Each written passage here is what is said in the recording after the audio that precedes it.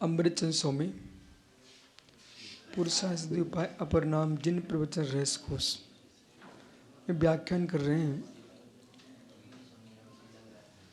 एक जीव हिंसा करता है, फल बहुत भोगते हैं। बहुत से हिंसा करते, फल एक भोगता है। एक जीव हिंसा करे तो अल्प फल मिलता है और दूसरा हिंसा करे तो बहुत फल प्राप्त करता है। तो भावों की दशा विचित्र है। 24 घंटे अब मेरा आपसे कहना, आप लोग सब अहिंसक हो ना, अहिंसा महाव्रती हो, बराबर। ये बात आपको बहुत गंभीरता में सुनना है। यदि हमारा लक्ष्य है, कोई महाराज को तुमने लक्ष्य बना लिया, जितेंद्र सागर को ले लिया, तुम ऐसा प्रश्न कर रहे हो जैसे उनको ठेस लगे। तुम्हारे मन में ये भाव है कि हम प्रश्न करेंगे तो इनकी बात खुल जाएगी। ऐसा मन के तुम्हारे मन में प्रश्न चल रहा है तो आप दूसरे की भाव हिंसा कर रहे हो, 100% भाव हिंसा कर रहे हैं। उस जीव को कितना दुख होगा कि हमने अपराध एक बार किया, वो समाप्त हो गया, लेकिन ये अपराध को अपराध कहने वाले लोग बार बार अपराध कर रहे हैं, दूसरे के परिणामों की हिंसा कर रहे हैं। ये मात्र जैन दर्शन कह सकता है, किसी दूसरे में कहने की ताकत नहीं है। जैसे कि आज देश में एक चर्चा का विषय बना हुआ है, सब समझ रहे हैं।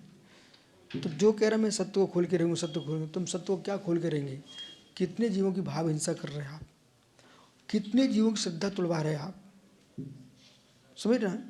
मतलब देश में महेंद्र पंडित जैसे कोई विद्वान, कोई बुद्धि नहीं है इतनी कि जाके कहे बहन शांति से बैठो, साधना करो। ये व्यर्थ की बातें करने से कोई समाज का उत्थान नहीं हो रहा है।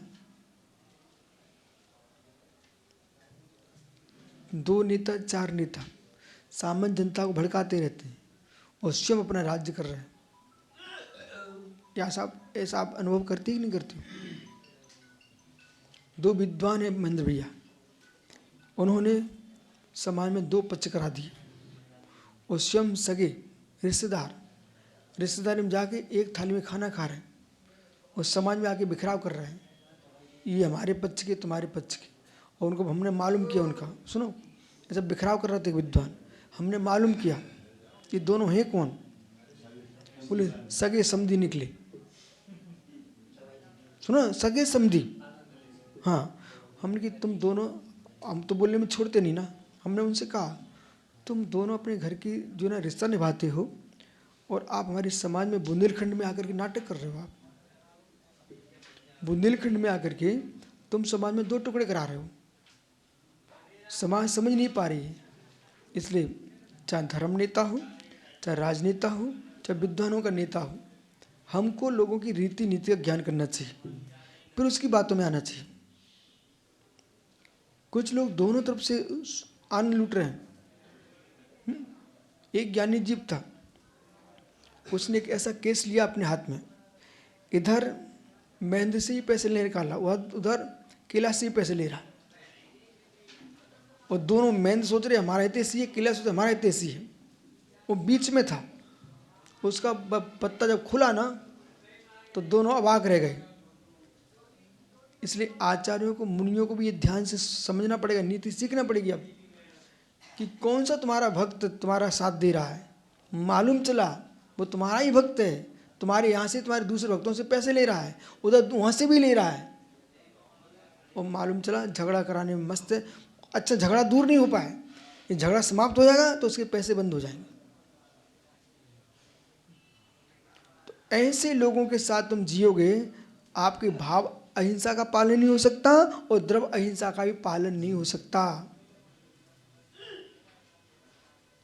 तो कोई प्रश्न भी हम करें, मस्तिष्क में लाएं, तो ये लक्ष्य है कि हमारी अज्ञानता की हम अज्ञानता नाश करने की जिज्ञासा कर रहे हैं। हमारा लक्ष्य क्या हो? अपनी अज्ञानता के समापन करने के लिए हम जिज्ञासा व्यक्त कर रहे हैं, दूसरों को कष्ट देने के लिए नहीं कर रहे हैं। प्रागे फलति हिंसा क्रियमाण फलति फलच कृत्वा अपि आरंभ कर्तुम कर्तपि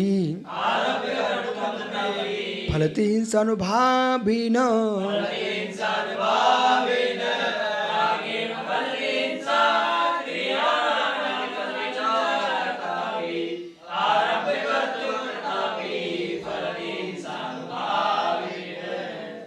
ओहो, ये समझना चाहिए कितने गूढ़ रहस्य हैं। तब आप अपने आप में धर्मात्मा के भेष में धर्मात्मा के भावों से युक्त जी सकते हो। पुनः सुनो, धर्मात्मा के भेष में जीना सरल है। धर्मात्मा के भेष के साथ धर्मात्मा के भावों में जीता है, वो भविष्य का भगवान है। जो जीव धर्मात्मा के भेष में धर्मात्मा के भाव से युक्त जीता है, वो पृथ्वी पर, सृष्टि पर किसी जीव को पीड़ित करना पसंद नहीं करता। मैन भैया, पंडित जी, मैन पंडित सुन रहे क्या? मित्र, आपके आराध्य मुनिराज हैं, ठीक है? आप एक श्रेष्ठ मुनि भक्त हैं। आपके आराध्य दिगंबर मुनिराज हैं, न कि मुनिराज, दिगंबर। माना कि दो मुनिराजों में परस्पर में विसंवाद हो गया, तो महेंद्र पंडित जी का धर्म है हम दोनों मुनिराजों की खूब प्रशंसा करेंगे, खूब पूजा करेंगे, अच्छे से आहार कराएंगे। अब किसी एक मुनिराज से ज़्यादा जुड़ाव हो गया महाराज पंडित जी का, पर पंडित जी को ध्यान रखना पड़ेगा, मुनि भक्त हैं। 24 घंटे याद क्या रखना पड़ेगा? मुनि भक्त हैं। और हम अपने मुनि को भगवान मानते हैं। हमारे आगम में पंच प्रविष्टि भगवान के रूप में कथन चलता है। अगला हमारा पक्ष यह है कि हम 3 कम 9 कोटि मुनिराजों को मानने वाले भक्त हैं। और आगे का पक्ष क्या रहेगा? केवली श्रुत संग धर्म देव अणवादो दर्शन मोहश्च। केवली हो, श्रुत हो, संगो, धर्मो, देव हो, इनका अणवाद करने से दर्शन मोहिनी कर्म का आश्रय होता है। सप्ततिरि मोहिनी 70 कोड़ा कोड़ी सागर प्रमाण मोहिनी कर्म की स्थिति है।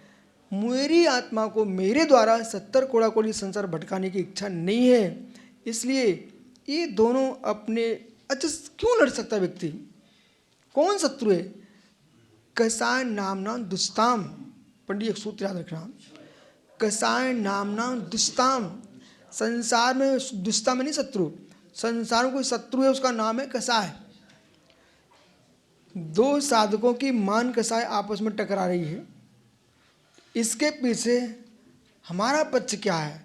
हम तो मुनिराज को भगवान मानते हैं, इनका पक्ष लिया तो इन भगवान की अवहेलना हो जाएगी।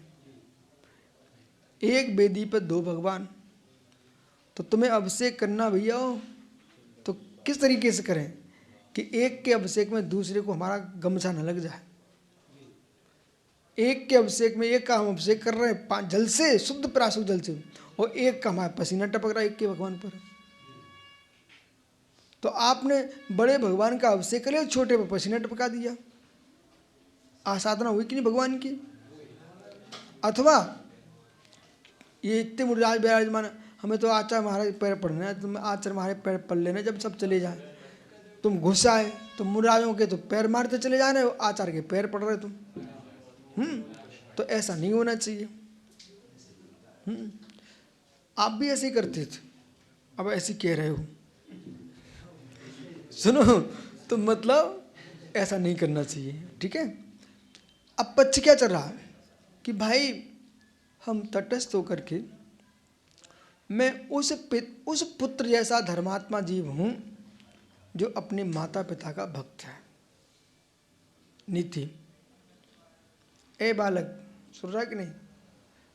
तेरे माता पिता में हुआ झगड़ा और तुम किसका पक्ष लोगे? सुनो, अब माता पिता में झगड़ा हो गया, बेटा सुन, तुम माँ के रागी हो, तो माँ के राग क्या पिता को गाल पे चाटा मार दोगे? और पिता के रागी हो, क्या पिता के राग माँ को तुम चाटा मार दोगे? नहीं। सच्चे बेटे हो तो मध्यस्थ होकर के ऐसा विचार करना दोनों का झगड़ा समाप्त हो जाए, लेकिन दोनों का पक्ष नहीं लेंगे, दोनों में शांति चाहेंगे, क्योंकि हमारा पिता भी पूज्य है, हमारी माँ भी पूज्य है। ऐसे दो मुनिराज झगड़ जाएं तो हमारा क्या कर्तव्य है? हम दोनों को समझाएंगे, लेकिन दोनों का पक्ष लेकर के एक दूसरे की अवहेलना नहीं करेंगे। हमारे लिए वे परमेश बेजरूर कह रहे हो, वो कसाय में तीव्र भरे हुए हैं। बोले महेंद्र पंडित जी, आप इनके बारे में कुछ बोलो, इन्हें समझाओ, मंचों से बोलो। नहीं बोल पाएंगे। क्यों? दोनों दिगंबर मुनि हैं, हम नहीं बोल पाएंगे। हम तो दोनों की रक्षा करेंगे। ये सोच सम्यक है कि नहीं? ये सोच सम्यक है कि नहीं? सम्यक ही है। हम एक भी मुनि की अवहेलना नहीं कर पाएंगे। मुझे ये भी मालूम है जब तुम्हारी कसाय ठंडी हो जाएगी तो तुम भी ऐसे ही बोलोगे जैसा हम बोल रहे हैं। बराबर? मुझे ये भी मालूम है अभी तुम गर्म हो कसाय से, जब तुम ठंडी हो जाओगे ना तो आप भी ऐसे ही समझाओगे कि मुनियों की अवहेलना नहीं होना चाहिए, कसाय मंद होना चाहिए। प्रायो फलित हिंसा, एक जीव को हिंसा की नहीं है, उसके पहले ही फल देने लगे। बोले कैसे? इतना तीव्र कसाय में बैठा था, मैं ऐसा कर दूंगा, कर कुछ नहीं पाया, इसी बीच में मर गया, अटैक आ गया, गया बेचारा नरक में, पहले ही फल दे दिया उसने। तो हिंसा प्राक पहले ही फल दे देती है, क्रियमाणा करते करते ही फल देती है। कुछ लोगों को जैसे पाप प्रणाम किए फल प्रारंभ हो गया, होता है ऐसा। पूछो कैलाश भैया से, करोड़पति अरबपति लोग ऐसी मुनियों की, विद्वानों की, त्यागियों की अवहेलना में लग गए। देखते देखते रोड पर पढ़ाई दिखे। एक व्यक्ति को कैलाश भैया, श्रीपाल की कथा आप लोग सुनते हो कि मुनि की अवहेलना की तो कुष्ठ हो गया।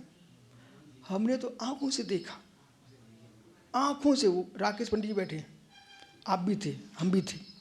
ओहो, भिंड में एक अरबपति परिवार, बराबर अरबपति परिवार, आचार्य विराग सागर कुमुदनदी, उस समय की बात है 88-89। तो कैलाश भैया उन्होंने एक मुनिराज को अशुभ शब्द बोल दिए, बहुत ही ज़्यादा। परिणाम ये निकला, उसी दिन उनको कुष्ठ हो गया, उसी दिन कुष्ठ हो गया। उधर वे घर गए, कपड़ा खोले, बोले ये क्या दाग आ गए सफेद। अब महाराज जी के पास आए, हाथ जोड़ के, याद है आपको? वे हाथ जोड़ के, महाराज ये क्या हो गया, महाराज ये क्या हो गया? आचार्य महाराज बोले, भाई देखो मैंने तो कुछ भी किया नहीं, हम दिगंबर मुनि, आपके भावों की दशा थी। इसको प्रयोगात्मक दृष्टि से देखो, टेंशन बढ़ने से खून निकलने लगता नाक से, विकारी भाव आए तो परिणाम बदलते, तो शरीर के अंदर की गड़बड़ होने लगती है। आपने इतने खोटे परिणाम कर लिए कि शरीर की जो धातु थी विकृत हो गई, चमड़ी सफेद होने लगी। उन्हें महसूस हुआ कि हमने गलती की है।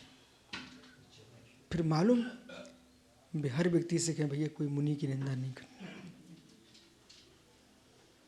वे बोलते थे, बोले कोई मुनि की निंदा नहीं करना। बोले हम समझते थे कि ये मुनिराज नहीं है, ये भी मुनिराज है, इनको कैसा मानो।